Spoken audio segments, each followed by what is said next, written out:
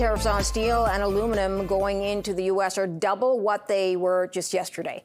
Canada, of course, is a major supplier of both metals to the U.S., and there are warnings about job losses if that 50% markup stays in place.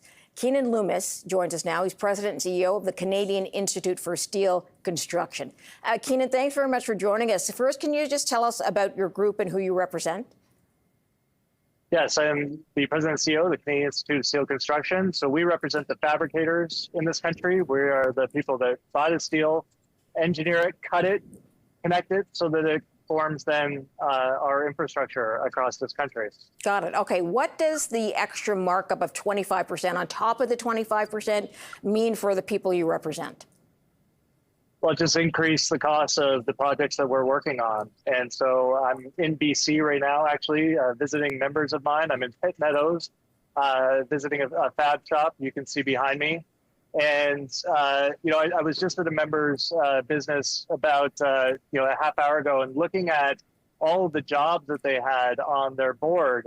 And a lot of them are being paused at this point in time. And so the real issue is not so much the input costs for us. They can be fairly marginal, but it's the fact that the jobs are just, everything is being paused at this moment because we don't know what the cost of steel is going to be, tomorrow, next week, months from now, years from now, even. And so the business climate as it is with the lack of confidence and all the uncertainty is just really pausing, everything private sector related. How much do your members export to the U.S. as opposed to across Canada or other markets? Yeah, some of my members don't do a lot of work in the U.S. Others do a huge amount of their work in the U.S. It really depends on where they're integrated into the supply chain and the types of relationships that they have had over the course of their existence. Some of them are really happy just to be playing in the domestic market. But then, of course, they're going to be impacted by those who usually do work in the U.S., but now are looking to maximize, their work here domestically. So it does start to squeeze out some of the smaller members as well when these projects are being paused and when our access to the U.S. market is inhibited. The Canadian Steel Association, as you know, is warning of job losses. You mentioned at a place that you went to today, they're just not going to hire for people that they actually need. Can you expand a little bit more on whether you see job losses in the sector as well and how quickly that could happen?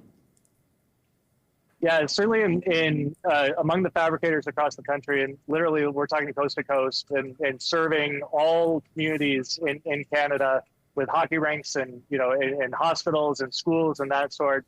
For them, their labor force is highly skilled and they're all family owned, multi-generational.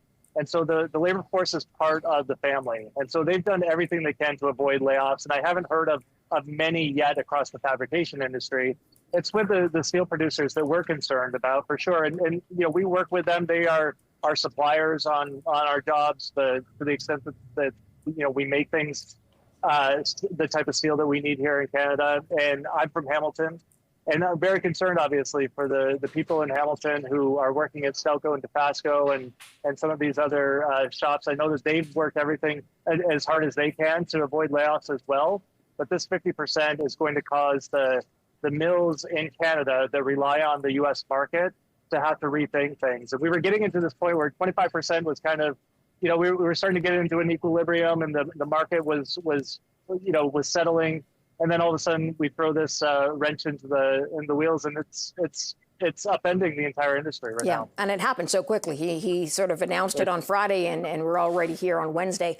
Ottawa has promised support for targeted sectors. You know that. Has the steel industry, from what you know, received support? The producers are definitely talking to the government. We have our own asks. The first thing for us is we do rely on a lot of structural steel coming in from the U.S. Things we don't make here in Canada, basically. The I-beam, for example, you think about that, that is the key skeletal structure of any building. And what we are asking for is remissions on those imports from the U.S. Because what's happening is the steel coming in from outside of North America, China in particular, is looking more and more enticing. And so to be able to maintain access to the U.S. market, it's important that we don't retaliate to the point that it's injuring our fabricators here in Canada. Interesting. All right. Is there anything else you would ask for from Ottawa? You mentioned, for example, Chinese steel flooding into the market. Yeah. Is there an ask with regards to that?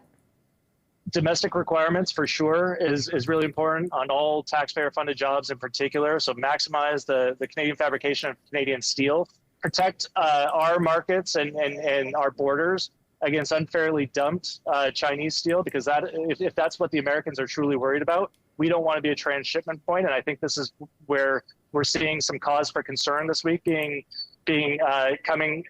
from the U.S. is that, maybe because they have closed off their market, all that steel is trying to find other markets. And so, we need to be very, very vigilant against Chinese steel. We need to also increase our infrastructure spending so that the governments can fill the void of the private sector right now, who, as I said, everybody's pausing everything. So this is where we need the government to continue to spend and use Canadian steel.